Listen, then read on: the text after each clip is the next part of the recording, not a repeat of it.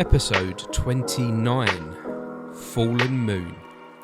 Introducing Kate Millner on the BTS Creative Academy Uncut podcast. With me, your host, Martin Colton. Hello, I think so. So just to start, just do a little clap at the beginning. You can join me if you like. Okay. Sync the audio in the video. Are we doing a 3, 2, 1? Yeah, I think do we should go on 1 or do we go on after 1? We'll go 3, 2, 1, clap. Okay, Yeah? 3, 2, 1, clap. 3, 2, 1. That was really in sync. Yeah, we should do That it like was lovely. Yeah, we can do it again if you like. 3, 2, 1. the crowd goes wild. This is really nice, Kate. Thank you for joining me on this episode of the Creative Academy podcast. It's a pleasure to see you, Martin, Yeah, and welcome you here to the studio. Yeah, I was going to say this is my first time being out and about in the world, and you've invited me to your Studio 6. Studio 6 Music at Witham. So it's Martin Colton on location. On location, yes. Tell me about this location then, where we are, because it's really, really quite sweet in here, quite Thank you very nice. much. Thank you. Well, I met, Michael is my husband and he is the sound engineer here. I met him in 2017, I believe. I came in to record an album with their musician, another Martin. Oh, sorry, another Martin.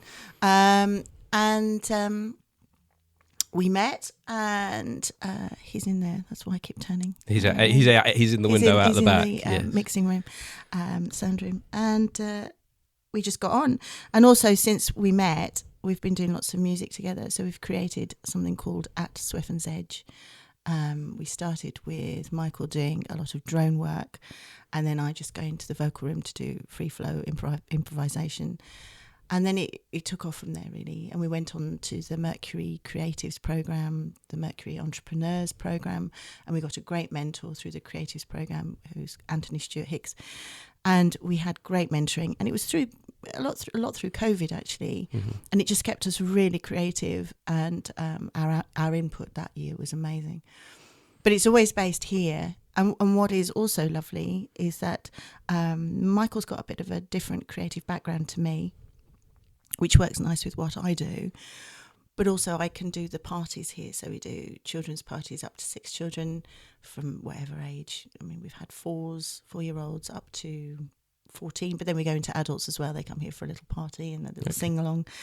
And we do some crafting with them. So Michael handles all the mixing and recording, and I work in here with the children. So you sound like you have a really wonderful creative partnership going on. Yeah, oh my gosh. That's yes. like you have this like business side and this personal side that's kind of found this lovely place to come together, would you say? Yeah, absolutely. And it is really lovely but we can take it home. We can take it home and listen to some of our music that we've created during the day and then revise things, and Michael comes in and tweaks a little bit. I also used to rent a little room here, which was when I was doing my Celebrant based here, which is funeral work and celebratory services. I do those too. And that was a bit tricky because that was different work in another workspace. But now we've moved. I've got my own little office at home, so I don't have to rent here. So I can do it all at home. So it is a nice divide. I come here to be creative with Michael, with the children if they're coming, audiobook, whatever I'm recording at the time. And what's lovely as well is Michael knows my tone. He knows how I work. I know how he works. And we've got quite a high productivity rate. You know, we can blast it out in quite a short space of time. Wonderful. So tell me a little bit more about you've mentioned so many things there that you do. Tell me a little bit more about the businesses that you run then. Okay, so now, shall we start? Present or go back? Let's start right now. The businesses that you're doing right now. Okay, so at the moment, I've got about 7 jobs, Martin. Which is often the way for someone like yourself that's creative. I see you as like an entrepreneurial kind of type person as well. But I have to say, because I'm perimenopausal, I'm 52 now. Okay. A lot of things are changing mentally, creativity-wise. And it's very much linked to menopause issues, which I'll probably talk to you a bit about later on. So what I'm doing is trying to find my feet where I'm going next in my next part of my life, Mm-hmm. without looking back and thinking, oh, well, I was doing that, I was good at that, I should carry that on. So I'm sifting through and sorting out what is no longer appropriate for me, which is a really good thing to do. But at the same time, being menopausal, you get all this guilt feelings that I should be doing this, I should be doing that, and your brain switches to default, which is never a good idea.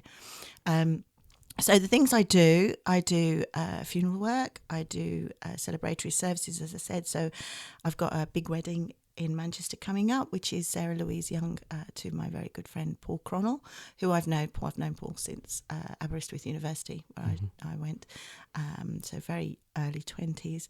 So I've got to go up to marry them at the end of the month. I also do memorials and boat naming. I have done Boat naming. Boat naming. Is that how it sounds, or is that Yeah. something? Yeah, because you're not supposed to rename a boat. Okay. So somebody wanted to rename it. I did teaser that you have to strip naked and then run counterclockwise around the boat a few times and swim the other side if it's in at the mooring. But yeah, we did that. Okay. And that was all linked to the elements as well. As in, because I'm quite a pagan person, so for me, the spiritual elements and fire, water, earth, etc. It's very important. But when I'm doing my funeral work and celebratory services, obviously whatever people want. I have a Methodist upbringing, so I'm quite partial to a nice singing of a hymn. I quite like that. So I do that. We've got At Swefn's Edge. At the minute, we're almost about to release a children's musical that I wrote last year, 2023. We performed it in Colchester Castle Park in the May of that year. But we've recorded the audio with me doing all the voices because I really love that 70s. One narrator who just changes his voice, but like Thomas the Tank Engine, and Ringo Starr. Yeah, I really, really love that. That really struck a chord with me. So I wanted it to be similar, and we've recorded. Well, that's nostalgic for you, isn't it? Oh, That's going to absolutely. that's going to really take you back, isn't it? Yeah. And fill you with warmth, your fuzzy place of your childhood. Fuzzy warmth. It's always yeah. good to have a bit of fuzzy warmth. And if you're feeling that, other people must have that as well. So I hope so. I did go down the route of maybe trying to get funding to do a visual representation of the film as well. Once we've got the audio, I mean, we've done that first step. And there's a guy called Jamie in Colchester, that Jamie Weston, and I talked to him about perhaps doing a 3D animation of it, but that would mean quite a bit of funding. So I haven't gone down that road yet. I did try the libraries and to see if they would like to collaborate, but nothing came of that as yet. But like I say, we're on the second stage. It's the second morphing of King Cole's curtains. So what's the first stage? The First writing stage was, of it? well, actually, we're on the third, because the first stage was a friend of mine, Neil Darcy-Jones, who was the producer for Packing Shed and Castle Park Theatre, who I know very well. He provided me with a very short story, about half a page of A4. And I took it and I devised a 30-page script from it, which lasted about an hour with three actors. And then I wrote all the music to it, and Michael orchestrated it for me, and the lyrics as well I provided. So we had a bit of a backing track and then did it live, obviously, in front of the audience May. And then it's always my baby, whenever I was hearing the actors performing, it was like, oh, it's not quite what I intended. And I wasn't the director, I played one of the actors in it. And I wanted them to run with That's it. hard to do, to create something and step back and give it to someone. So you got someone else was directing. Someone else directed it. Obviously someone else, Neil produced it. And I just really wanted to hand it over. But I did play the storyteller in that and some of the other roles, King Cole. So I was on stage with the other two female actresses. Actresses. Can't get my teeth. Sounds like I've had a couple of gins already. I haven't. And that was quite good. I mean, it was. We had weird weather that week. It was either really hot or just downpours. And when you're on stage, I don't know, have you ever performed outside in immense heat? Yes, yeah. And your brain starts to cook. You start melting and You do, and you're having to concentrate on your lines, your movement, your other actors, when really all you just want to do is melt to the ground. Yeah. So that was really good, and then I just wanted to take it and then create this audio. It's an hour long. We've separated it into 3 chunks of 20 for children to listen to, and we're just at the where do we go with this stage. We've got how do you make something bigger of this rather than just creating the thing and putting it out in the world? Yeah, where does it sit in the world? Where is it that we're going to send it? So even though our creatives program at the Mercury is finished, we're still very much in touch with, we call him Ash, and we're going to have another mentoring session soon with him. He's actually, at the end of this week, got a one-man show at the Mercury, and he plays one of the dames at the Panto every year. He's the most excellent man. He's an excellent friend, an excellent performer. He produces as well. He's an excellent producer. And he's just this fount of knowledge, but he's very nurturing with it as well. And, wonderful. We really get on with him. So we'll approach him and get him to listen to it and see where we go next. So that's King Cole's Curtains, and we've also got another track coming out with Swefn's Edge. That's soon. That's a folk song. But yes, Swefn's Edge morphs again. It changes. We've done podcasts, we've done meditations, and when we talk to Ash, we'll figure out where we're going next. We want to, me and Michael, we've been talking about approaching record companies and seeing if we can get somebody to back us and knows our thing, because we can be surreal, we can be down the line. It just depends on what people want. I want to make sure I'm pronouncing this right. It's at Swefn. Swefn's Edge. Swefn's Edge. Yeah. Does that have a meaning behind that? Yes, Swefn is Swefn is the Old English word for dream, or sleep. So our name is, we're on the edge of, it's that gap between consciousness and unconscious, the gap between, midnight and 1 minute past, and the gap between dawn and day, and do you know what I mean? This plane of existence and the next one of where are we sitting? Where are we at? Yes, and it's that tipping forwards, backwards, and at the uncertainty of in between.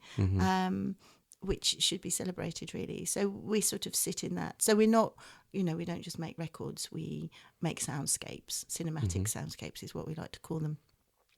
Some are very dark, which is right up my alley. And some are fun.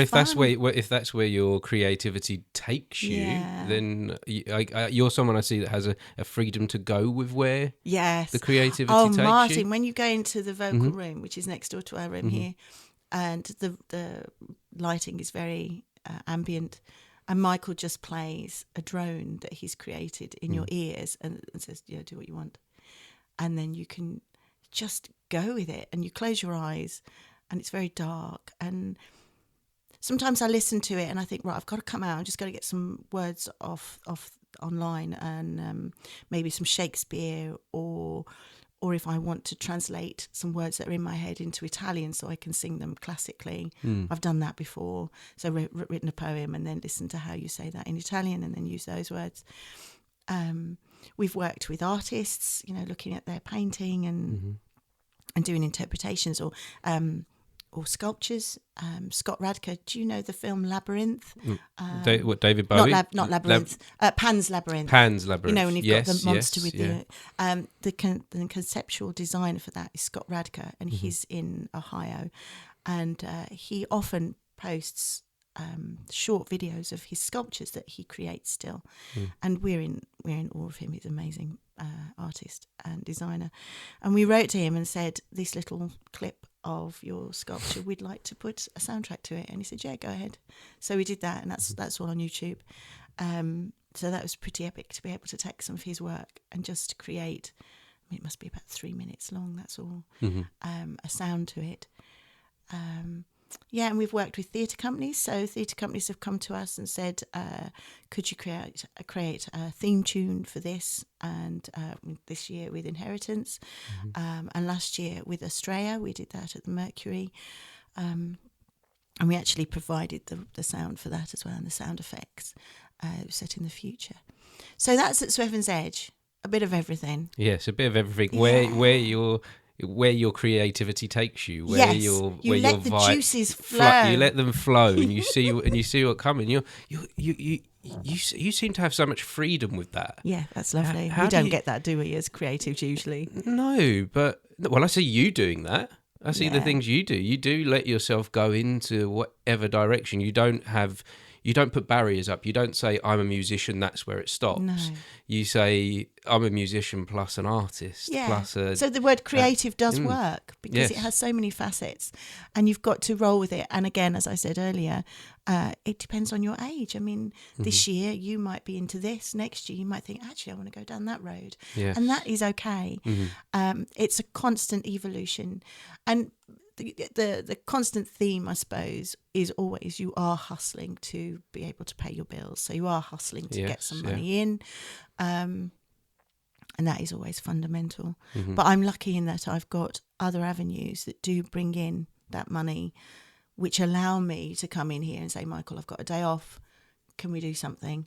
And he will say, well, let's have a look at some of the things I've composed. And we sit in there and we listen to some, and I go, okay, I like that with that. But our podcasts were great because we pulled a lot of Michael's work together. We did them mainly around the seasons, I think. And that was through COVID years.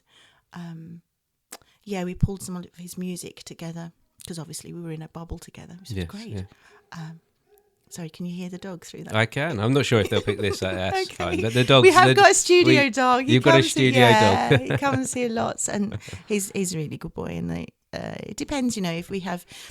there's Ruby here. She often teaches guitar to little ones, and if there's somebody a little bit unsure about dogs, he can always get locked in there, or he doesn't come. Well, the dog's nicer. On a previous podcast, I had the bin men arrive. Oh, did you? On a previous podcast. Any old dog? We're going back into the 60s. Basically. But going back to your things that you do, you have so many different channels. I wonder if that's how you manage to have an income from your creativity, is because you don't say, right, I'm one thing. Yeah. You say, I'm open to all these different things that I can do. Yeah, open to ideas. And that brings in a lot of different financial streams, if you like. Doing the acting and the singing, the Swefn's Edge, and also Studio 6 music work with the parties, and if any other work comes in through, audio. And even being a celebrant has... Celebrant, there's an element of performing there as well, absolutely. Isn't there? Spoken word. I think in my late 40s, I really began to develop a love of words and the use of words, and grappling with getting older and having a bit of a struggle with recall, which is becoming a little bit difficult for me. Not remembering, but that fear of not being able to deliver the words that were on the page, that are in my head, through my mouth, on a stage. That's a constant anxiety for me. Really? But in here, in the studio, you can have it in front of you. And that means that the anxiety is gone, especially as I'm comfortable with Michael recording. I'm in such a safe space that fear of not delivering for an audience, or not being able to remember, or not being as good as the audience want me to be, which is, for me, a fear. That's all gone. And you can just lean back into the imagination, the words, the voice. And that's what I love. This microphone is my friend, and I'm really comfortable with that. Really comfortable. And to have that is just amazing. After years of really working on a script, 6 months, I like to have a script, if I can, 6 months earlier. When we were in Electra, remember? Yes, Well, how many years ago was that? That was 2007, 2008. Yeah, so that was a long time ago. Man, that's 15 years in a ago. galaxy far away. I know it was so long ago because that was just after Electra. Electra. Yes. That's how you not pronounce Alexa. it. Not Alexa. We don't want to say not that. Alexa. She might be listening. Someone's Alexa will go off now. But Electra, that was we did a play together. And Studio. Yeah, just Playhouse. after that play, that's when I found out I was going to be a dad for the second time. I found That's out I was going to right. have a daughter. So that's how I know exactly when that was. That was 2008. And what a show that was. That Yeah. was with Lawrence Sage in the studio of Harlow Playhouse. With that, he actually approached me the year before and said, had we done Hedda Gabler? I think we'd done Hedda Gabler first. Right. The year before. And then he said, there's this play, Electra, that I really want to do, and this is the version, the Zoe Wanamaker version that I want to take on. Have a read of it. And it was like, oh my God, this is just epic. It was just words. It's like, yeah. And it was what I needed at the time as well, just to really focus in on and channel all that frustration that I had at that point in my life into a role as such as Electra, and just fly with it. But yeah, I learned that for 6 months. You were fantastic in it. Oh, thanks, I wasn't so good. Why do you say that? I have memory. Like you say, that was an important role for you to do at that time. It was also an important role for me to do at the time. It was kind of a two-piece, wasn't it? Yeah. It was other cast, but essentially the play was me and you playing off and of then each the other. other characters And then the other characters revolve around mine and your characters. But at that time, I needed to learn to listen better. I needed to learn to listen to the director better. I got into a bit of a place, I think, where I thought I knew best.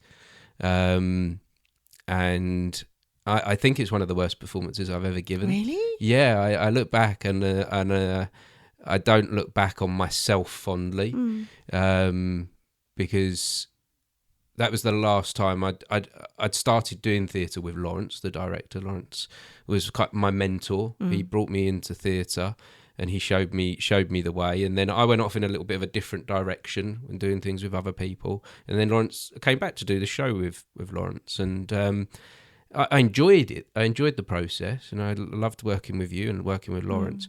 But Lawrence would give me direction, and I would go and do something different. And that thing that I did different didn't work, and I don't know why I didn't listen, but maybe I was in some kind of ego place. Well, I think all us creatives do grapple with that. Where's the line between demonstrating the ego, and especially if you're good at something, it's very difficult to humbly deliver when you are good at something. It's the same with anything, though, isn't it? To keep your roots and to keep rooted and grounded within your art. Do you know what? That's what I had. I had too many people for a little period of time tell me I was good, and it got to me. And it got to me in not a good way. Yeah. My head got a bit bigger, and I thought I got too big for my boots. And that show brought me back down again, because that show made me go, I do need to listen, because the choices that I made on my own without listening weren't the right choices. Yeah. But that's how you learn. If we didn't go through those stages of our lives of questioning and finding out, then we wouldn't be where we're at today. Yeah. And as a because my ego could have continued to spiral and got bigger and bigger and bigger, and you wouldn't be doing this. And could have, it wouldn't have done me any favours. Because you do the world of creativity is quite a small one, even though it feels so large. Yes. People know people. Yes, and as long as you're doing the best you can throughout your whole life, and I always say this to my daughter, then that's all you can do. But then if you are doing the best you can, people talk to people and recommend you, and that's what life's about. But also as a creative, it's finding what's right for you at that moment. So at that time, what was right for you is doing that show, to learn through that process, and then the next year you'd be doing something different, and then now you're doing this, and so as you get older, your priorities change in life as well, and you have to embrace that and run with it. Yeah, it was a huge turning point for me, that production. But and you became a dad again. So and I became a dad like just shortly after that. So that was another moment of stepping back and reflecting and looking at the world differently. That was. I would love to I'm too old to play that part now, but I'd definitely love to revisit that play. Maybe direct it. Maybe. Gosh, it's such a good play. Yeah, such a good play. And all the characters, even the chorus, the way that Lawrence worked with them and how they were through the show. And can you remember we covered the whole studio in sand? In sand, yes. We had a sand pit to play Yeah. in, didn't we? Yeah. That's amazing. And then I think might have been the year before, or was it the year after, when we did, I don't think you were in Midsummer Night's Dream, in the main house, where we covered the whole of the playhouse in grass. Yes, yeah.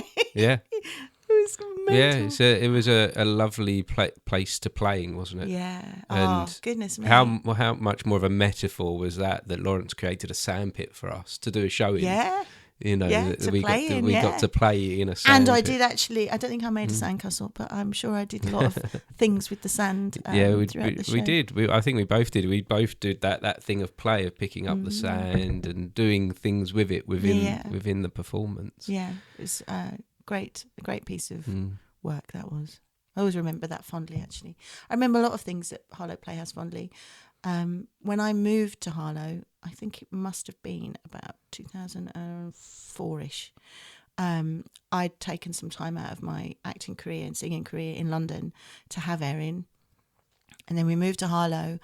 And something happened to me through pregnancy in that I lost confidence in my voice, which is a theme all the way through my life, I suppose, which is why I love this microphone here. Is my friend.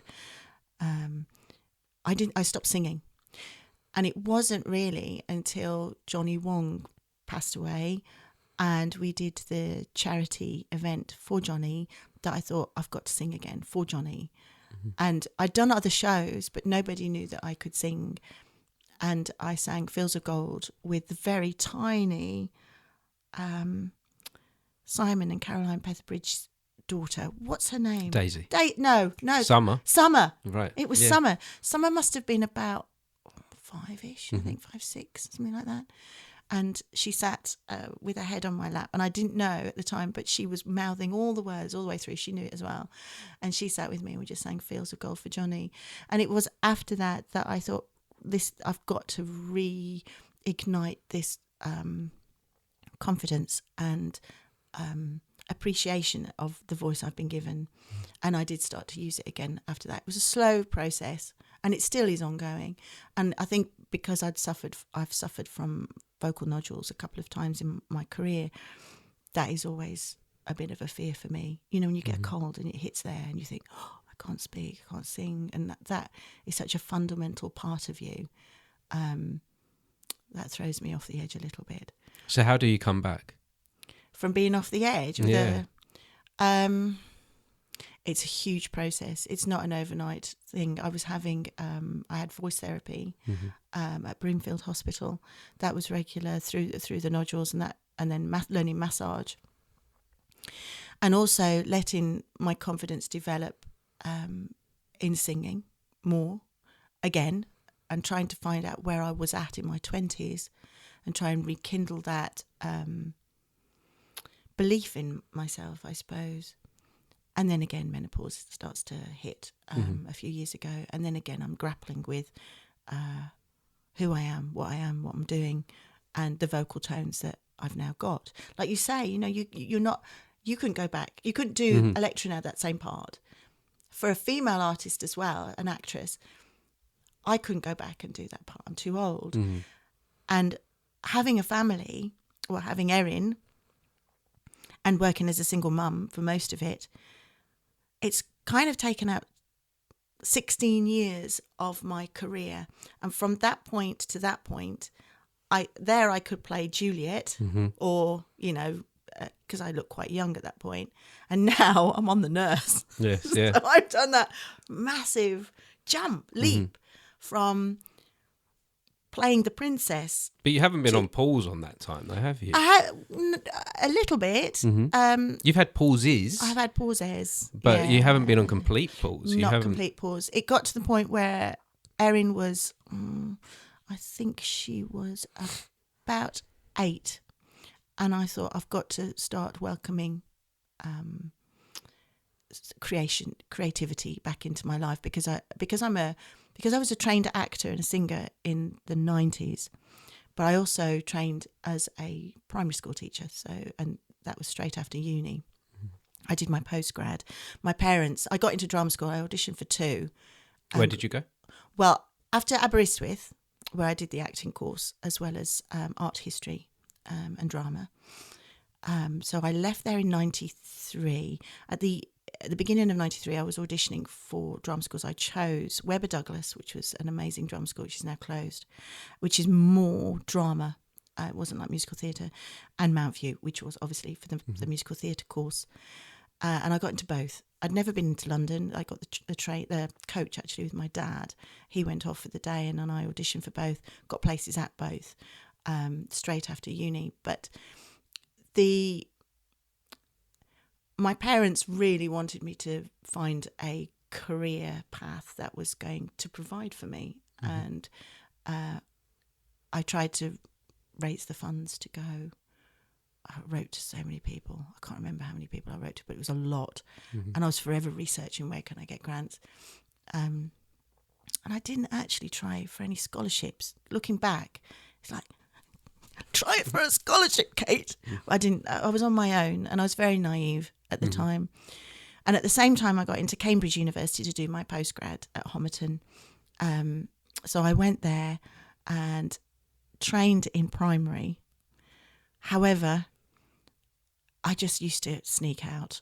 Well, I didn't, you're not tied to the place, but I used to, at night time after dinner, I used to sneak out and rehearse in Main Town with all the English and music students. It's where I met David Mitchell and Robert Webb. I was doing the backstage for Footlights with David, and David also did quite a few of the shows with me at the time. And there's lots of other wonderful people that went on to become mainstream, well-known creatives, including Will Barnett, who became a musical director, who I met in later life in a panto at Cambridge Corn Exchange, again, which was lovely. And so I did quite a lot of shows at the ADC Theatre in Cambridge, and I just knew that, yes, I am training to be a teacher, but oh no, I really want to be an actor. And that was all I ever wanted to do ever since I was 8, 9. I was on stage in nappies. I got a huge splinter in my arse. Am I allowed to say arse? Yeah. I used to do loads of shows for the local amateur stuff at Brierley Hill because I'm. So this. I feel like we're taking this back to the beginning now. So we're in diapers. We're in nappies now. So this. Yeah. So you're in nappies. Yeah. Is this where it all begins? Yes, it does. We're floating quite a lot around. Yeah, that's is that fine. all right with yeah. you, No. Martin? That's fine. This is a natural conversation. This is honesty. This is authentic Kate. Yeah, authentic Kate. So my church, we used to go and see the little shows that church put on, which was the Agatha Christie's. My mum used to take me to that. I love that. Then I was in their show, so Catch a Falling Star and Put It in Your Pocket. I was on stage in my a really long night dress for that. I must have been about 4 or 5. I remember that. And also a Robin's outfit. My mum made me a Robin's outfit. Was it knitted? I think it was knitted with a beak, with a balaclava with a beak. Remember that, little Robin. And then I used to do the pantos at Brierley Hill in the Civic Hall. And the floor was that really old wood. I mean, it had been there probably for a century. And one of the shows I did, I had to sit on the floor. And I got this huge splinter in my arse. And it was, it's so painful. And no one could get it out. And every Sunday when we visited my nan, they'd have me lying on the rug in front of the fire with my nan with this huge needle trying to dig out that splinter. And oh my God, when it came out, it was it must have been about 2 inches long, and it was right in my butt cheek. And that was the beginning. That was the beginning of my career. Of your career, and you still do this. Even with such traumatic memories, you still pursue this life. Pursue this life, but since then I've not had. You've not had another splinter in the butt. I've not had any splinters in my arse. No. So that was when I was little, and then.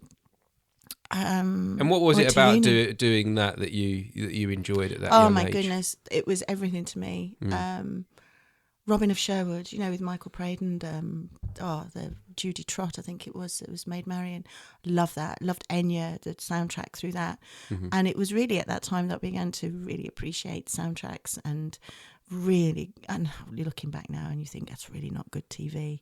But actually it was at the time, and I've still got the DVDs now and I love them, the costumes and the storylines.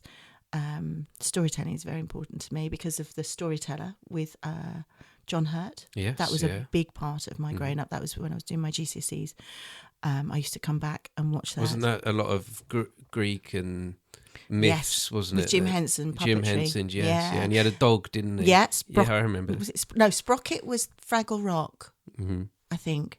But he did have a dog as well in The Storyteller. Yes. And it was that started to spark some kind of imagination. Yeah, storytelling, puppetry. Oh my goodness, I've just got a thing about puppetry, which brings us to present day, which I'm sure we'll talk about in a bit.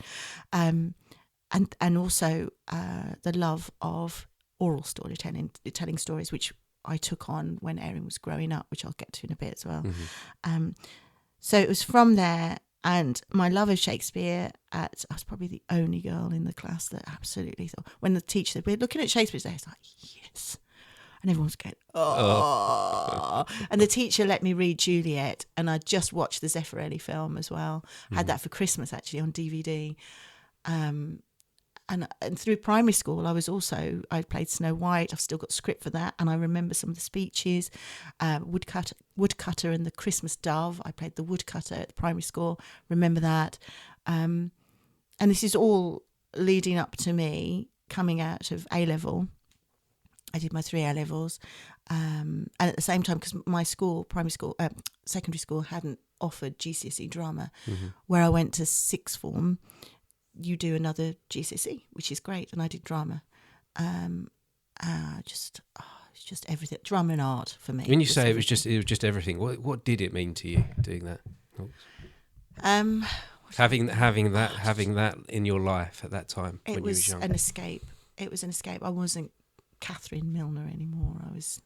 Or Kate. I don't know when people started calling me Kate. I think it was at A-level, actually, during A-level.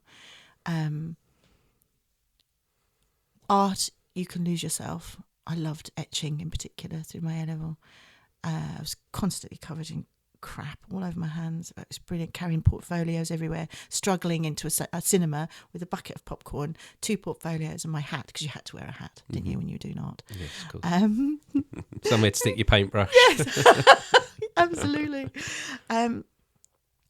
So drama GCSE through my A-levels was really discovering I could do it as a theory, because I absolutely loved learning about playwrights, and also realising the passion I had for working with other actors on a stage and performing and embodying a character. At the same time, I went to see Kenneth Branagh's company, which was on tour, Renaissance Theatre Company at the time.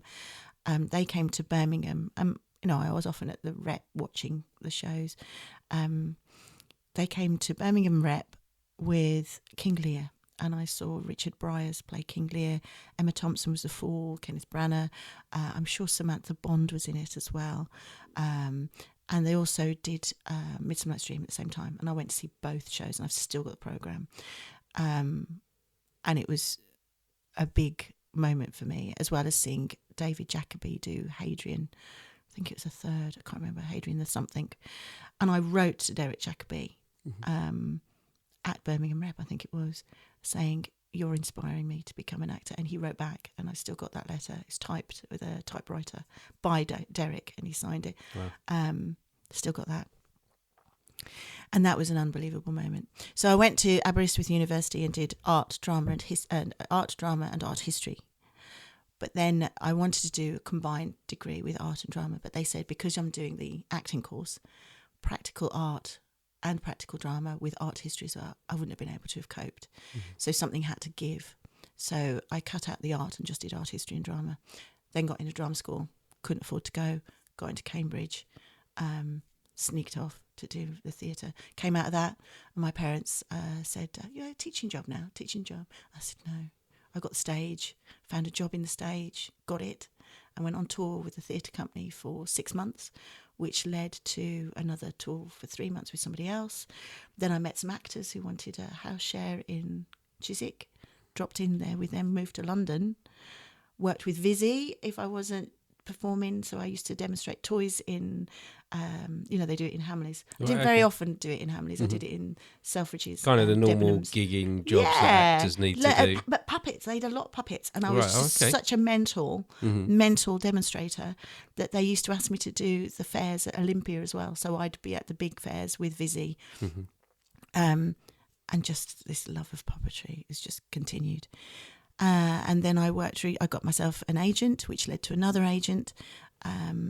Did some great shows. One of my favourite ones was Beauty and the Beast at Worthing, Connaught Theatre, Worthing. And that was with Gemma Craven, because one of my favourite films, all-time films, is Slipper and the Rose. And she was my fairy godmother. Can you imagine that? Being on stage. Being on stage. So that was Beauty and the Beast, and that was with Russell Porter and Gemma Craven. So that was ace.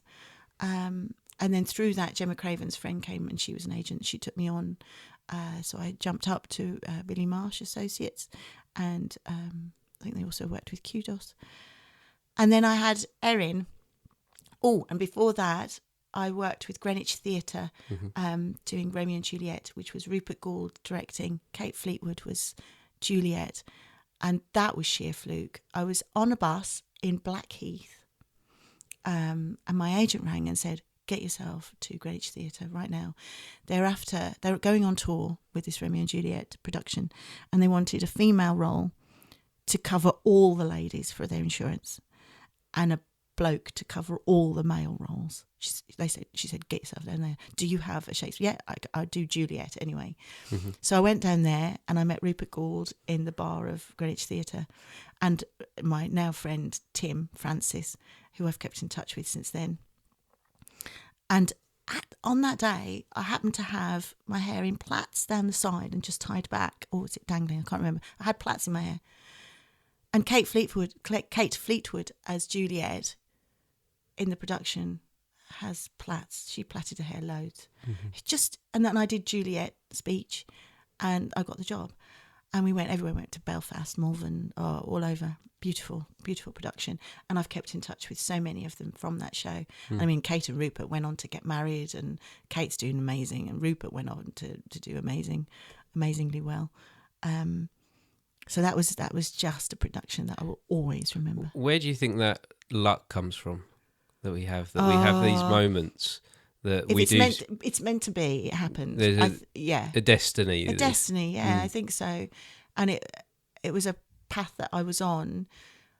I don't know. I mean, when I didn't get into into drama school, for me that is a big issue in my head. I remember standing at the post box with both letters to both drama schools saying thank you, but I can't.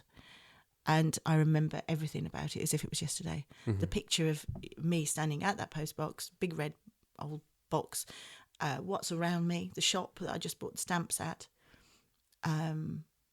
And I often, even now, think back, if only I'd managed to have done that. I'd probably chosen Webber Douglas, to be honest. Would I be doing what I'm doing now? But then I have to think, well, my path's been different. I probably wouldn't have had Erin. I wouldn't have met Michael. I wouldn't have this relationship with the microphone. It would be completely different. Would it be better? I'm not so sure. I'm not so sure. You can't delve into that, can you? I think that's a dangerous place to go. Would it have been better if I'd have done this road or that road? Yeah. This is the road that you've had. Yeah. And these are the moments that you've had, and you have had some great moments along the way, haven't you? And absolutely. And really, would you change anything? No. I changed little tiny bits. If you could transport back, don't say that, or don't do that, or don't go with that one. But how important have those, even the mistakes, have been to get you where you are? Like we said earlier. Like we said earlier, it's a learning curve, isn't it? And what you learn in the process of the changes in your career mean that you're a stronger person where you are today. And you still don't know the path that lays ahead because of the decisions that you've made, do you? But maybe it gave me a bit more of a determination to get my equity card, get an agent. If I'd have gone straight into drama school, maybe I'd have thought, you know what, this isn't for me really early on, because I'd done it. Yeah, you might not be doing this at all now. No, absolutely not. Maybe not. And then when Erin came along, things did go on pause, and I did leave my agent But like I said, when she was about 8, I needed more creativity back in my life, and I founded my own company, Fallen Moon, which was then oral storytelling. So I went to schools, festivals, parks, farms, libraries, and I offered workshops and you was kind of a solo performer out there. My in own the world. business, Your just own me business. and puppets. You and puppets. Me and puppets and stories. And I bought an old Ford van Transit that was spray painted graffiti, beautiful pictures by Robert Jeffs, who I met in Chelmsford. I was walking behind him with his spray cans in his backpack, and I said, "Could you do this?" And he said, "Yes." So he decorated the van. It didn't help that it kept cutting out when I was driving. That's one of the reasons I did actually get rid of it. But it was just beautiful. But it was at the time where people could afford that, and I could not do it necessarily now because schools have had their funding cut so much. But it was great. They used to tell me a theme, and I used to turn up in costume, and I used to run workshops from the nursery to year 6 and tell them stories. So it was just the love of improvising. You didn't have a book. You just learnt the stops of the story, which is how I like to think of them. It's you're on a train and you have to stop at the stations, which are all the points in the story. It doesn't matter if you deviate between them, as long as you get to that final destination, you know. And that was really successful for 7 years. And by that time, Erin was getting old enough to be more independent. I'd moved to Colchester area-ish, Heybridge Basin, Malden Way. And then I got in with the Mercury, not just got in with the Mercury lot, so to speak. It was the Colchester region creatives, which has been brilliant. And I did the early career training program at the Mercury, and I'm still working professionally with a lot of those that were in the first cohort of that. And still keeping that network together through Essex Theatre Artists Network on Facebook. That's brilliant. And just keeping a hand in. And it was from that my professional acting career was able to take off again, doing shows for Packing Shed, Castle Park Theatre, Blank Space. I wrote their Christmas jingle, so to speak, script, working here with Michael, Swefn's Edge, at Swefn's Edge. And then I trained in Celebrant just before COVID, which was unbelievable coincidence because everything just stopped, didn't it, through COVID. But my Celebrant meant that I could still afford the bills by doing the funeral work. But it was harsh because I never expected it to be my main job. I mean, we've got a mutual friend who does that. That's her main work and all, you know, her intended main work. Whereas for me, it wasn't. You wanted it as a side. A balance. You know, it was a bit of this, bit of that, which is how I've always worked, obviously. But because that was my main income, source of income, and also because I'm quite an emotive person, seeing what was happening with my families of, you know, saying goodbye to their loved ones at the back door of an ambulance and knowing that they're never going to see them again. That was just harsh. And sometimes it was almost like this pressure cooker was building and building and building with all this work and all these families in such trauma, with the lid on, and the lid was rattling that sometimes it would explode off and I'd just have to go for a walk just to clear my mind. Poor Michael didn't know what was happening half the time because it was just so emotional, and I found it quite traumatic. I've seen that some people, that pressure cooker lid is only just coming off now. Oh, really? That you know, we're, as the world is finding some place of normality again. Yeah.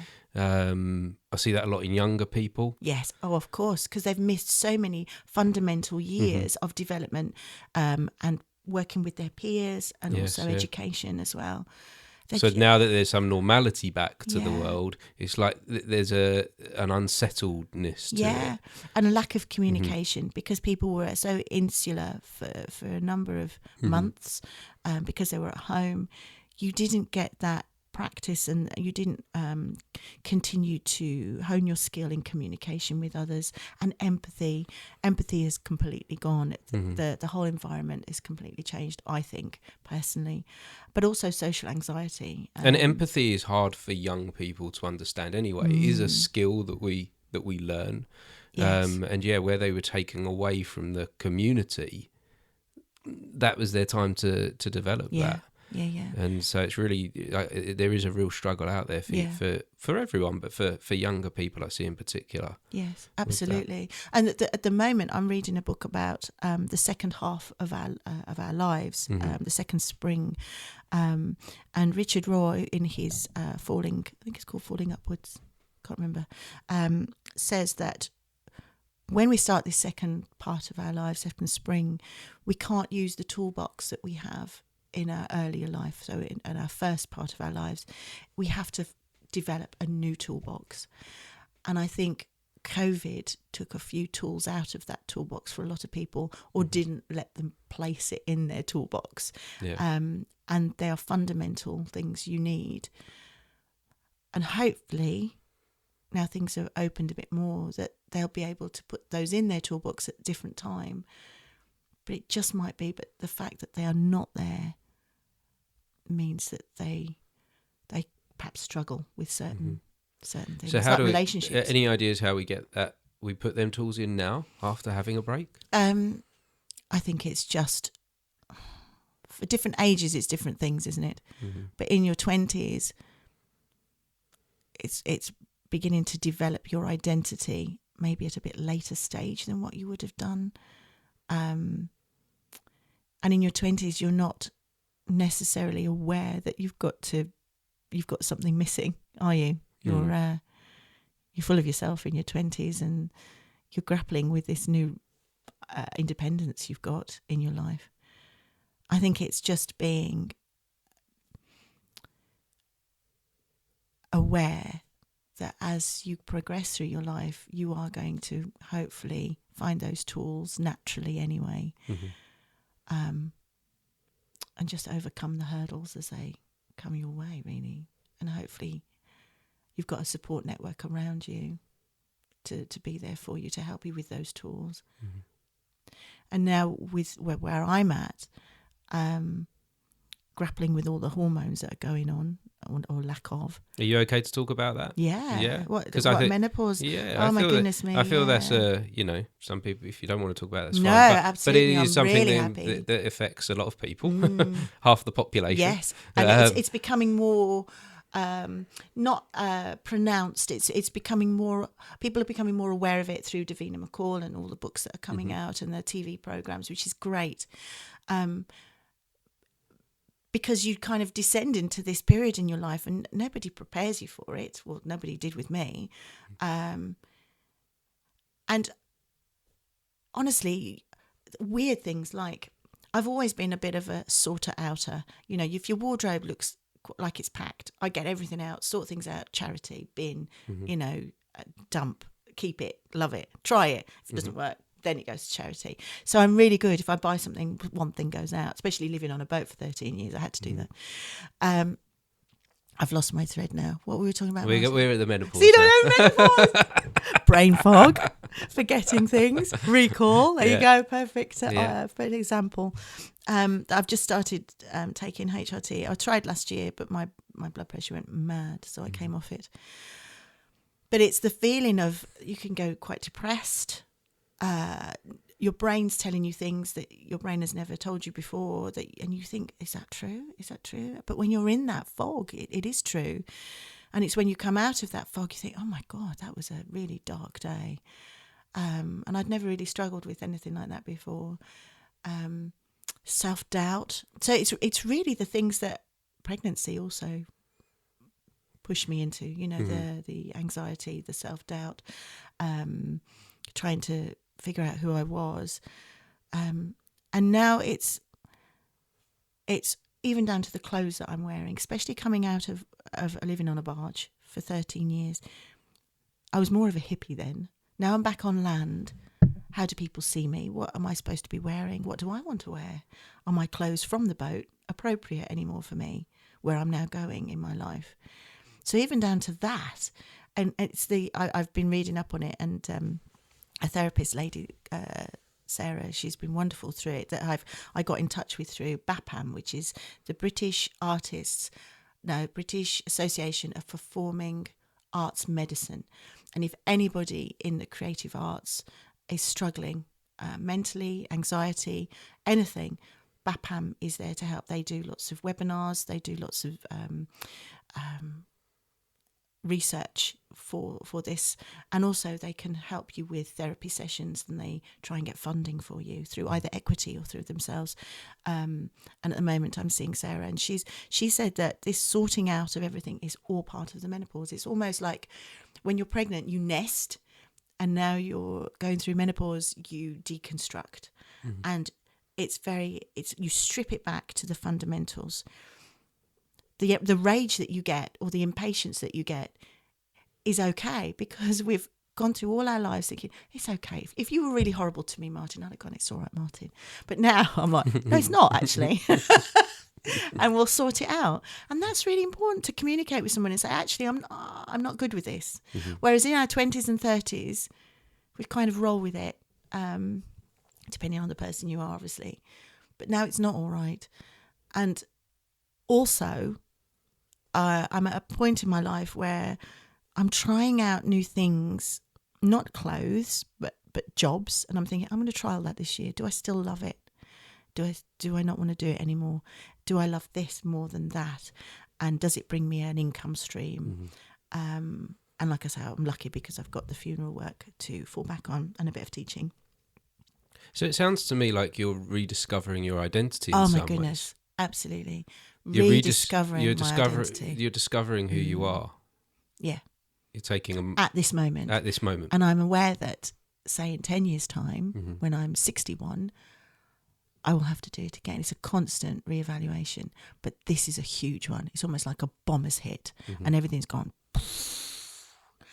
And it's not necessarily that I can see clearly, because explosions also create muddiness, and it is like I'm looking into a pond, and every so often it is clear and I think, yeah, I need to do that, and I need to do that, and I like this, and I'm still, and I'm working at my the optimum. But then at some points it muddies, and everything from that bottom, from apart from the splinter, comes up, and you're stirred, all these emotions and your background and things that have happened in trauma in your past, and things that have been amazing come up and just muddy, and then you have to sit with it and think, okay, I'm processing this, and then it settles again.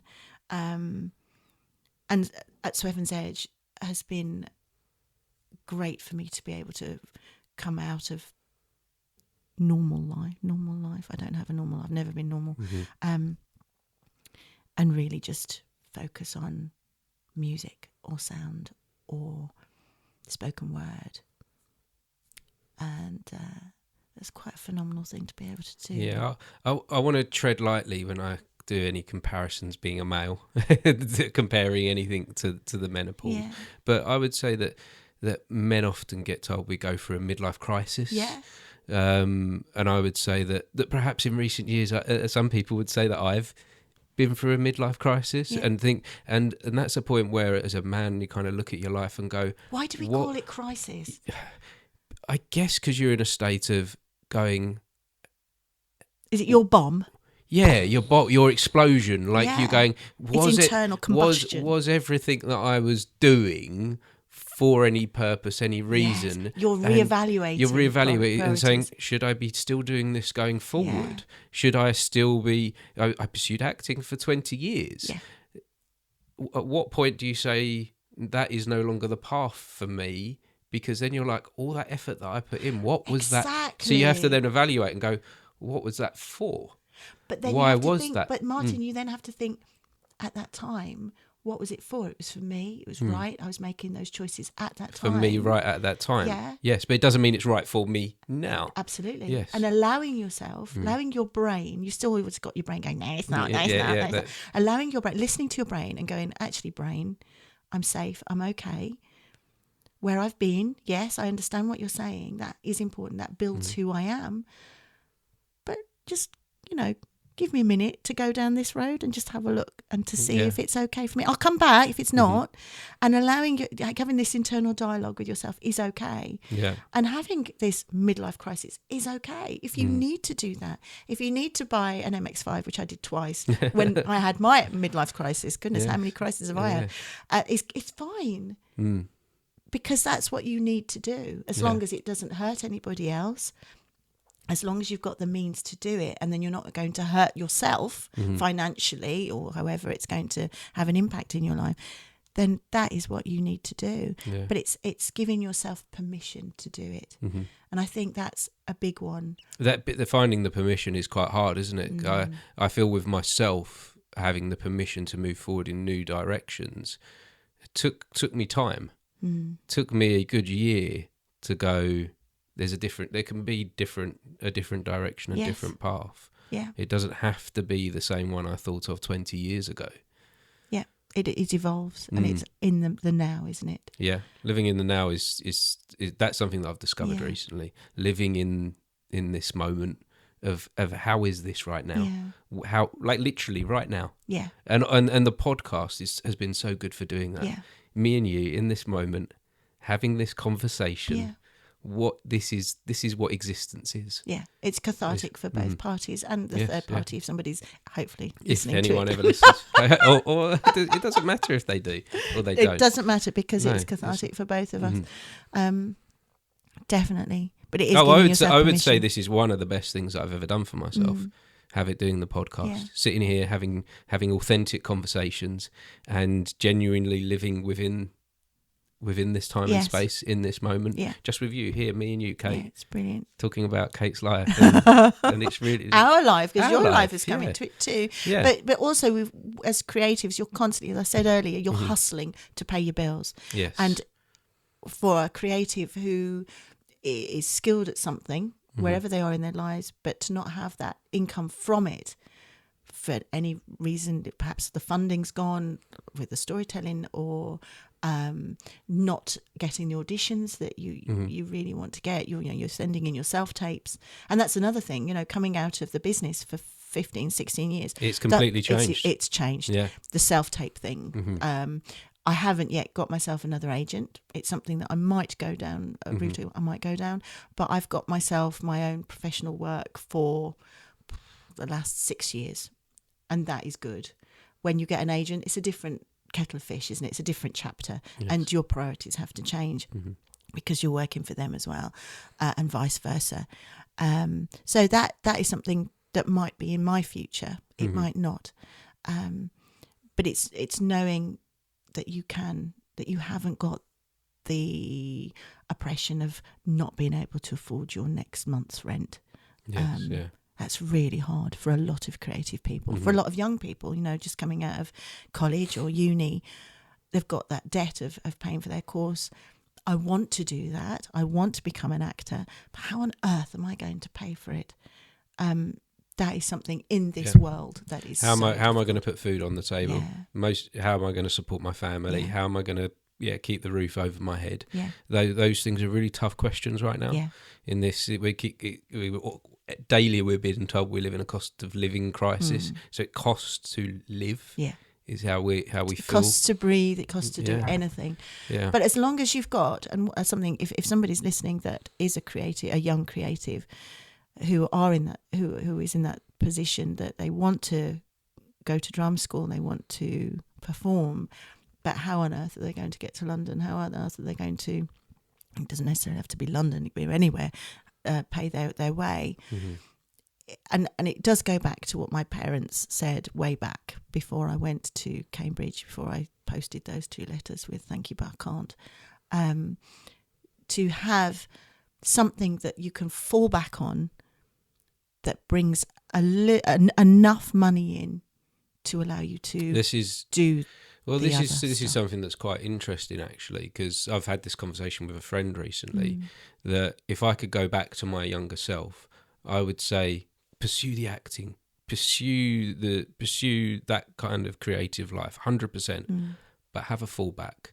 Go and learn to be an electrician as well. Plumber. Go and learn to be a plumber at the same time. So that, because you are going to have quiet periods. You're going to have periods of time that last from 6 weeks to 6 months to a year, 2 years, where you just can't get any work. Yes, absolutely. And you want to still be able to pursue getting work, which costs.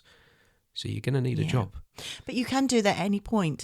Like me training in Celebrant just before COVID. that was me thinking, right, I need another string to my bow. I'd got a bit fed up with doing supply teaching.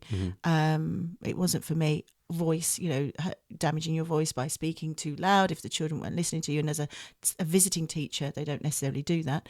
So having to up your volume and the strain on my voice was a bit of a worry. So I trained in the Celebrant because it's all about bringing the voice into a smaller room with a microphone, perhaps at a lectern, not always a microphone.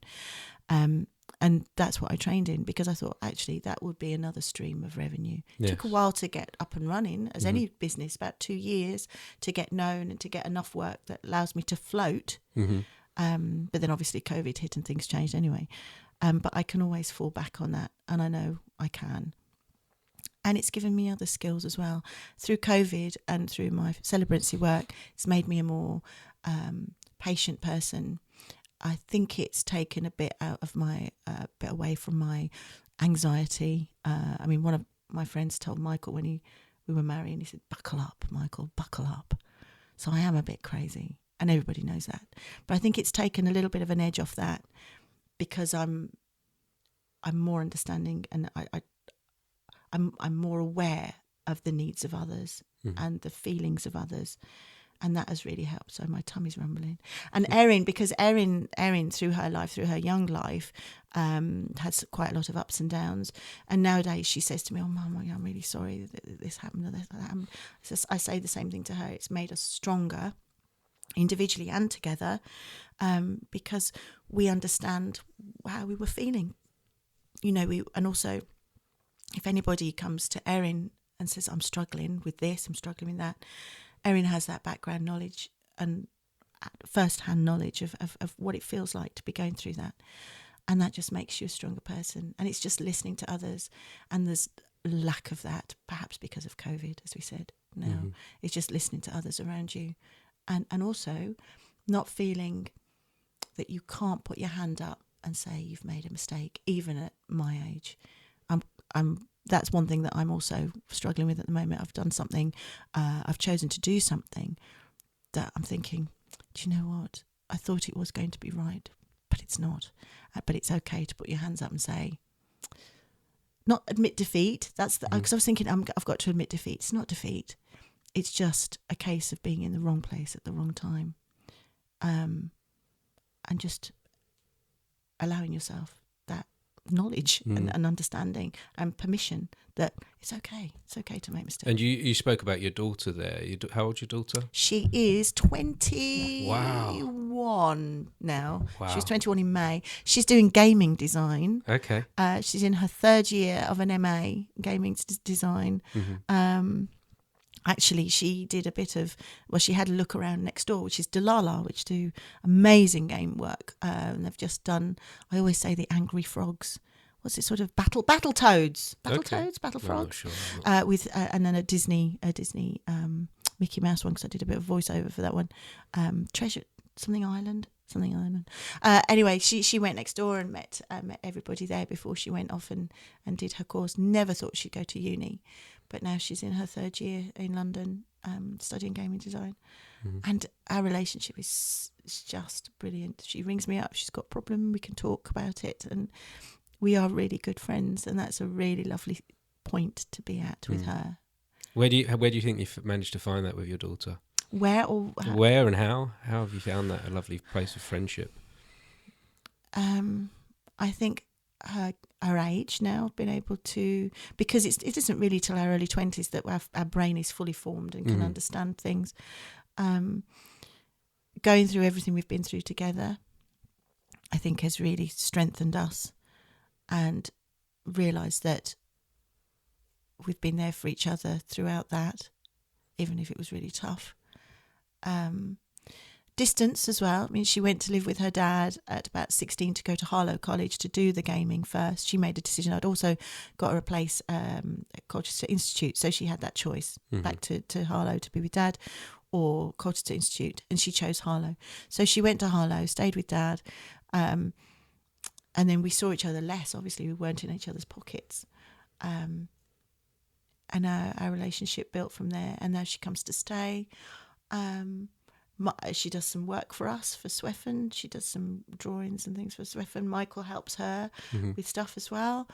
And it's just a really good mother-daughter relationship, Nice. which is, I never thought I'd be able to say after the years of stress and trauma that it was. We're in a really It's really good nice to place. hear that you can have difficult times and you can find a way to move forward from those difficult times. Yeah, anyone can. Yeah. Even though when you're When in it, mm-hmm. and you're in that grey cloud, and it's it's chucking it down, and it's thunder, lightning, snow. Yes, yeah. What do they call it? A hoolie, blowing a hoolie. Is that what they say? I've not heard that one before. It probably is. That's probably something really rude. Sorry, Martin. Blowing a hoolie. When it's just all it all hits the fan at once, doesn't it? Sometimes when you have kids, when you have a family, in general, or maybe when you don't, when it's just you can get into a bad place. Doesn't matter if you're creative or not. Wherever you are in life, you can easily fall down that hole. And I think going through the menopause and what that's brought to me, I can understand at first hand what it feels like to be going down that warren that you don't necessarily want to go down. Really. So can I have a drink of water? Yeah, of course. Let's grab a quick drink. Do you want your glass? It's over there. Is it? Hold on. Be a good idea. We'll take a pause for a second. Okay, love. Is this all right? It's brilliant, yeah. How are we for time as well? What time are they coming in? Just before 11. What time is it now? 7:15. 10:15.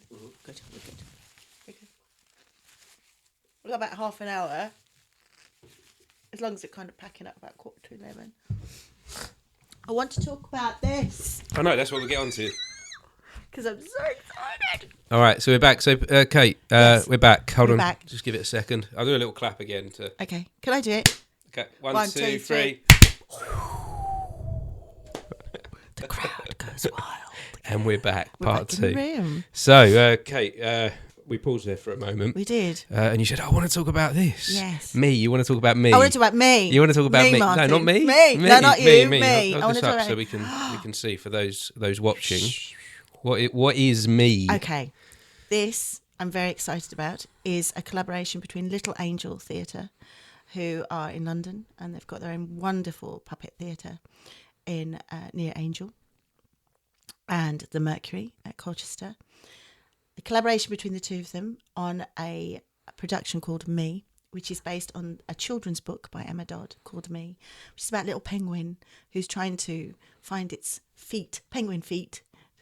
Penguins have feet, Flippers feet, yes, flipper kind feet. of like little flaps, aren't they? Find its flaps in the world of being a penguin when everything's so big. You know, the sky is big and the stars are big and the other penguins are big.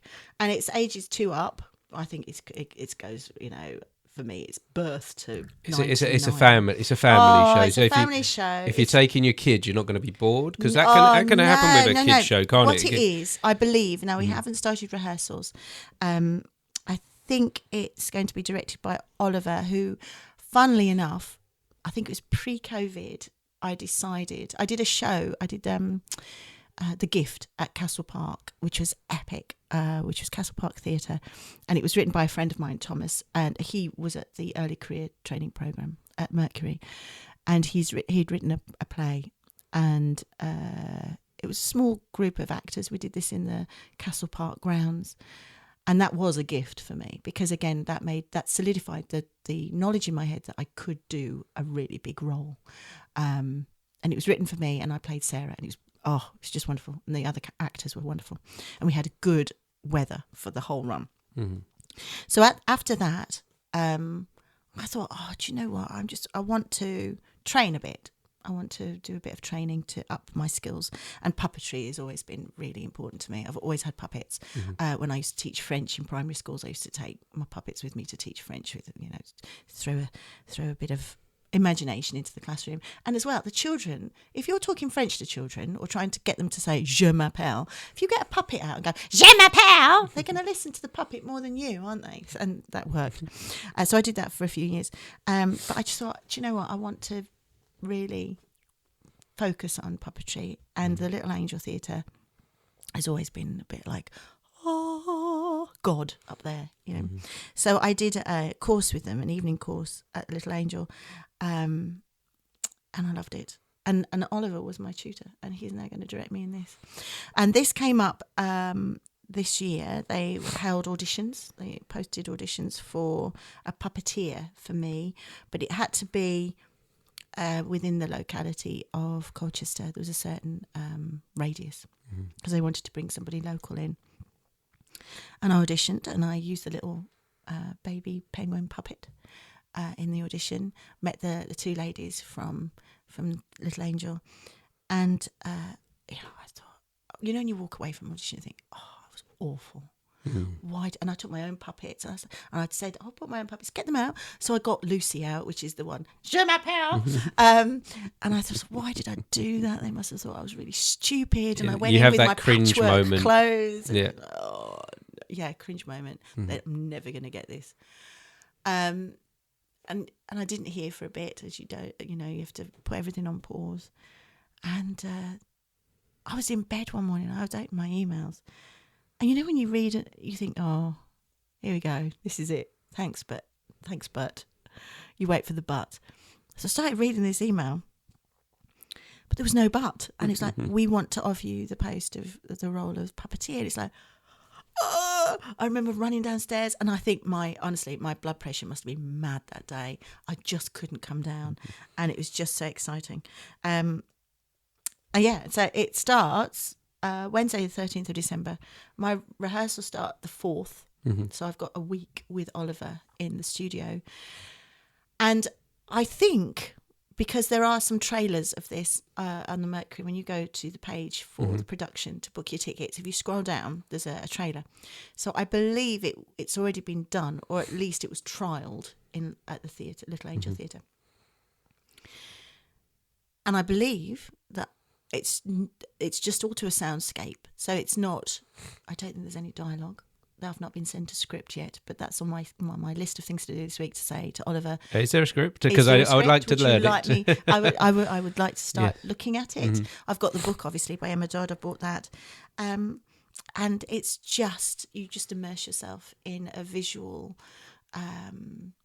picture of Antarctica with a little baby emperor penguin and some grown-up penguins. And so I'm working as puppeteer all the way through. And there's only me, I think. Okay. So some exciting, days, the excitement in a bit of the unknown as well. Yes, and I like that. Some days I've got 3 shows. They're quite short shows. Is this all the way over Christmas? All the way over Christmas until Sunday, the 7th of January. Wow. Some days I've got 3 shows on. A nice alternative to see at Christmas time as well, because the theatre landscape is awash with pantomimes. Absolutely, and in the big country. theatre at the Mercury, there'll be the panto. So this is an alternative. Yeah, so this is the studio. the panto can be quite loud for some, can't it? Quite in your face, which a lot of people enjoy. But there are some people that are not quite.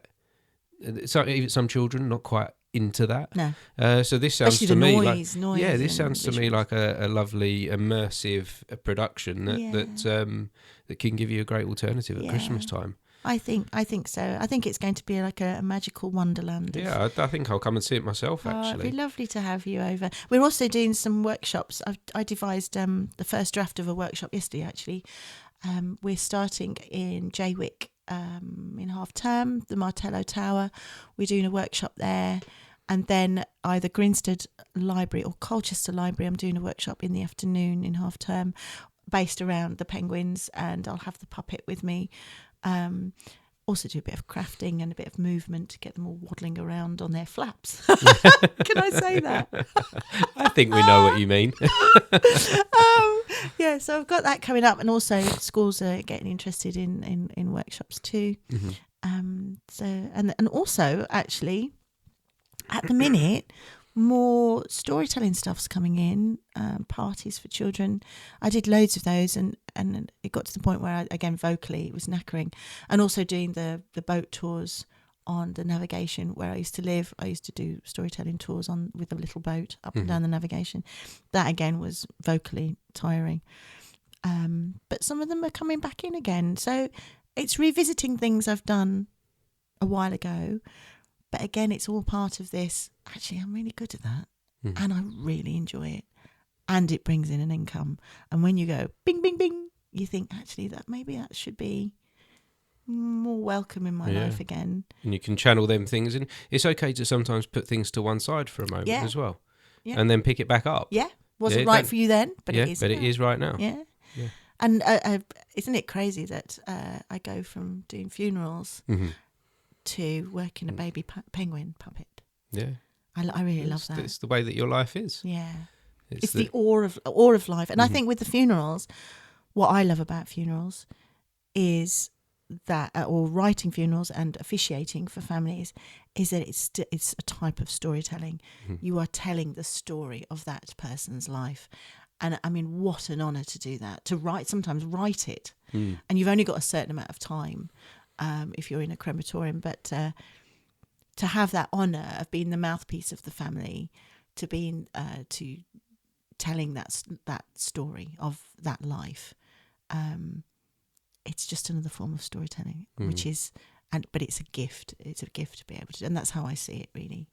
Tell me a little bit more about that gift, because I see it in a bit of a spiritual way, that gift of storytelling. Yeah. But I'd like to know how you feel that storytelling comes to you.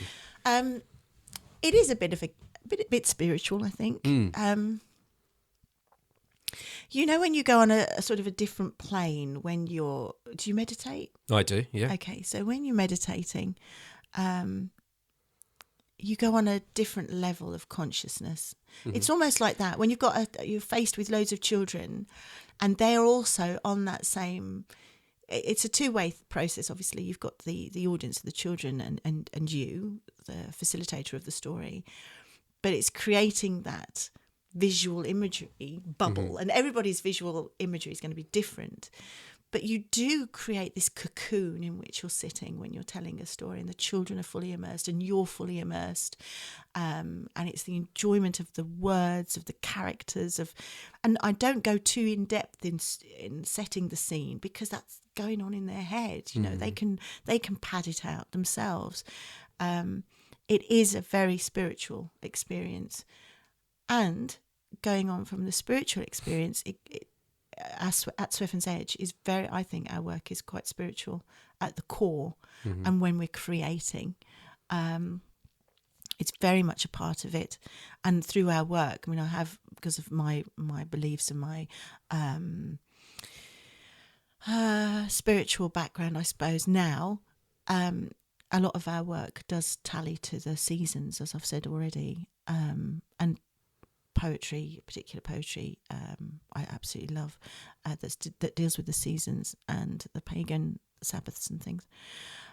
But through that, I have begun to develop an interest in sound baths, so sound for healing, and that is very spiritual.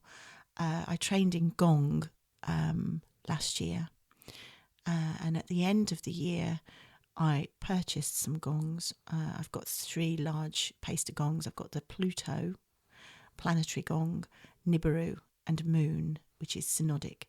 And they're all different sizes and different tones. And we've used them in our music, but also to use them in therapy. So people, I run gong sessions at Kelvedon Institute. This year I've done loads, and they've all sold out on a Sunday evening. Not every Sunday evening, in the small hall at the back. And people come, they lie down on a yoga mat or a duvet, cover themselves up, chumpy socks, and they zone out. I do a guided meditation with shamanic drum, which is a lovely drum that was bequeathed to me by a dear friend, Peter Bailey, who passed away last year. Or was it this year? Gosh, my mind. You know, after COVID, just the years have gone. I have BC. I call it BC before COVID. Before COVID, and AC after COVID. Yeah. It's just crazy time. It is like a line in the sand, isn't it? That moment for us. It was early this year, and it's amazing how many times it comes up in conversations as well. Of what time? For everyone, there is a divide of before and after. Yeah. And I think that will always stay with us. And it's a generation, or everybody who was around at that time. It will always be something. Do you remember the time of COVID? It'd be like, yeah, because we were all within that. It was a terrible time, really, wasn't it? But we are finding ways to move. Time. We're finding it. We're in a new era now, aren't we? Yeah. A new era now. So tell me a bit more about the gong. Gongs. Yes. So yes, I like this journey. Yeah, I like this. I like hearing about this. The spiritual side of this creativity as well. That this you can find a place of healing through the creativity, through the sound baths, and through the music, and that it comes somehow the music can vibrate through life. Oh, absolutely. The vibrations go through everything, through your day, when you're creating it, through your daily life. It's in your head. Michael was on the phone to the doctor this morning, and that's, that you're on hold music will stay with you for the whole day. Yes, the vibrations will continue. And the vibrations of everything around us really do affect us. When you're sitting with somebody who's having a dark day, you very easily pick up their vibrations. It's the same with creating music. If you have a really good day, that vibration stays with you and you feel really good. If you're not having a great day, you have to have that moment where you have transitioned between being here and then going changing home. The atmosphere. Well, wherever you're working, it's the same wherever you go. Often between work, I often have to have a pit stop, maybe have a coffee and sit. I love Atherton Reservoir. I'm often in that car park with a coffee. If anyone wants to find you. Yes, can't be at the reservoir, looking over the river and watching the birds and having a coffee. It's one of my favourite places. But with the gongs, I can hang the gongs, and I always try and have some time before people arrive, because there's a certain reverence to playing them, and you haven't experienced it yet. But when I'm going to get Nibiru out in a bit. And I'd love to hear a bit. Honestly, and I might get you to lie down while you're experiencing it, as everyone should when they're listening to the gong, and you just zone out to it, and it takes you on a journey, just as it does when you're creating the music or writing a poem or doing a podcast or compiling something creatively. You're in the zone, and my tummy's in the zone. It's like I'm hungry. But that pure reverence to something, and it's never written. It's all improvised. A lot of people often say, Kate, did you write that? I don't have the guided meditation in front of me. I just go down that road imaginatively as well while I'm playing the drum and everyone else is in that space. Is it a meditation practice? Yes, it is. Yeah. But I haven't been trained in meditation. I've done a lot of meditation. We've created a lot of meditation. Tracks. But because I've done it quite a lot, there's a lot of it in my past. It's just something I can do. I've got the skill of being able to, and through my storytelling, I suppose it helps create that imaginatory environment that you're going along a path into a space where I can then leave you while the gongs play for half an hour. And sometimes people say the gongs are quite dark. There is a darkness to them, but I think through the darkness we see clarity, and each person experiences that session differently and also in different times. So someone might come and leave the gong session, it's just percussion as well, it's not just gong, feeling really creative, that it stirred lots of creative thoughts. The vibrations of that night for that person delivers them that. But sometimes people think, like last session, one lady said, I went into quite a dark place, but then I came to the realisation I had to go into that place because a lot of trauma's happening in my family, and that's how it feels at the minute. In order to come through that, process it, to come out into a lighter space of understanding. Can I just ask, have you listened to any previous episodes of me talking about this? No. Because I had a little bit of the Phil one, because you said have a listen to that one. Yeah. But I do talk about my own experiences of meditation, and going then, traveling from a dark place into Me, it's over to you. I'm sitting talk here to me. very, very like, wow, like the things that you're saying, very reminiscent of things that I've experienced. So I had a transcendental experience 18 months ago, which was which took me to a very dark place, to a very, very the worst place you could go, the darkest thoughts you could have. And on reflection, I went to that place because I'd had a lot of trauma and hadn't dealt with it properly, because I was very worried about life and death. Very, very worried. I felt like death was following me around. I literally felt... I did a lot of writing about death, not kind of realising why. I've always enjoyed writing, creative writing, but I was writing these stories about the Grim Reaper. And I wrote this story about the Grim Reaper sitting on the stairs in the house, waiting. And it was following me around, and I was in a very dark place. And then I had this transcendental experience. What was that? How did that feel? How did that feel? Yeah. Was it just momentary? Were you just walking down a street? So I'd by accident taken a dose of something that I shouldn't have taken by accident. Yeah. And it forced this upon me. And I said, like I said in my previous episode where I talk about this, I'm not recommending taking substances to get you to a place. However, I did get an extreme benefit from it. And one of the things that I would say is important is to be in an environment that you feel safe in. If you do take any substances, to go to another place, because I definitely went to another place, but it was very dark. It was hell. I went to hell and discovered that hell wasn't just a place, it was a feeling. And I felt all the bad feelings throughout my whole entire life. I had them in one night, in one moment.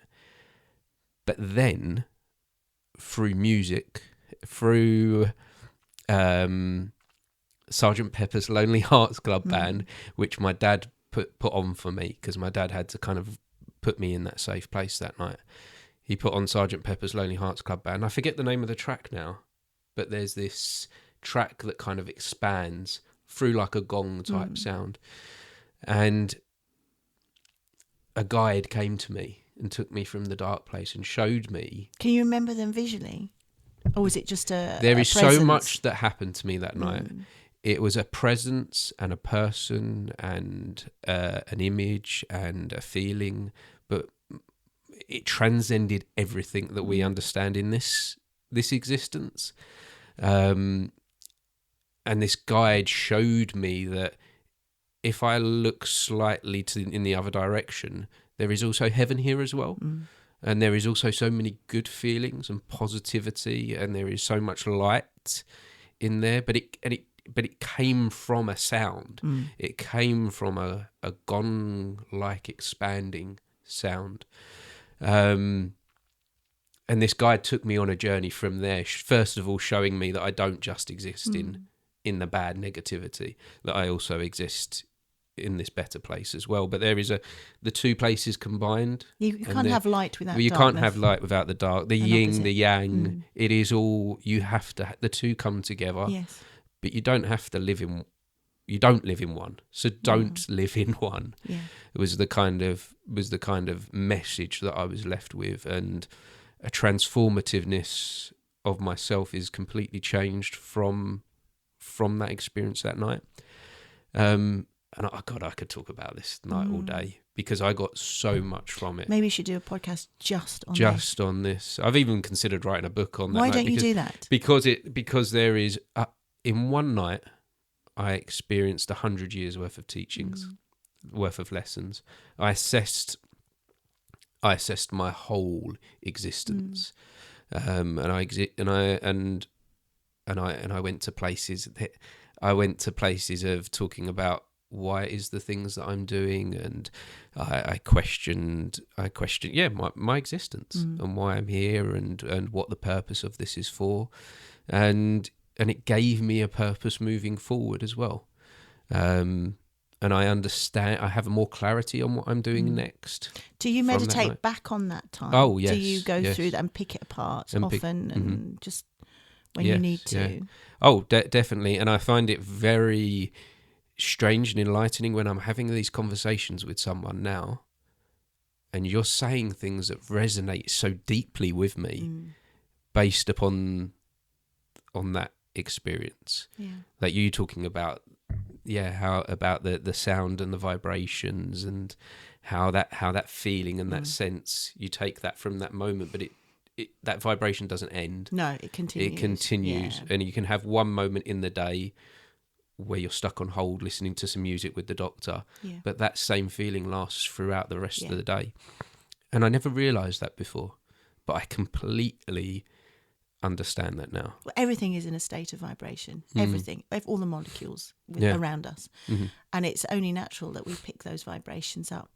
And sometimes we get this disease. Everything is out of sync. When you wake up, you think, "Oh, I don't feel right today." The vibrations are not as they should be.